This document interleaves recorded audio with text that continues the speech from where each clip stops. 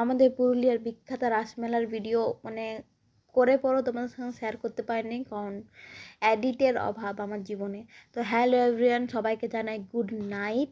তো আমি গেছিলাম বৃহস্পতিবারে রাসমেলা। তো এই ভিডিওটা আমি করিনি, যিনি করেছেন তিনি হচ্ছেন আমার বেস্ট ফ্রেন্ড। তো আমি করতে পারিনি ভিডিও। তো ওকে বলেছিলাম যে তুই যদি রাসমেলা যাস তাহলে আমাকে ভিডিওটা করে দিস। তো সে করে দিয়েছে, আমাকে দিয়েছে, আমি এডিট করে তোমার সাথে শেয়ার করছি। তো তোমরাও দেখো আমাদের পুরুলিয়ার রাসমেলা, যারা যারা বাইরে থাকো তারা ভিডিওর মাধ্যমে, আর যারা পুরুলিয়ায় থাকো তো অবভিয়াসলি যাবেই রাসমেলা দেখতে। তো ফাঁকা টাইমে আমার মনে হয় যে দুপুর টাইমে গেলে জিনিস দেখা যায় কেনা যায়, কিন্তু অনেক মানুষের বলে যে না সন্ধ্যাবেলায় যাব, অনেক লাইটিং দেখবো, যাই হোক বলা হয়। তো আমার দু টাইপই ভালো লাগে, কিন্তু আমার বেশি ভালো লাগে জিনিস কেনার ক্ষেত্রে বলবো যে সকাল দিকে যাব জিনিস কিনবো, মানে সকাল দিকে বলতে দুপুর দিকে, সকাল থেকে বলাটা ভুল, দুপুর দিকে।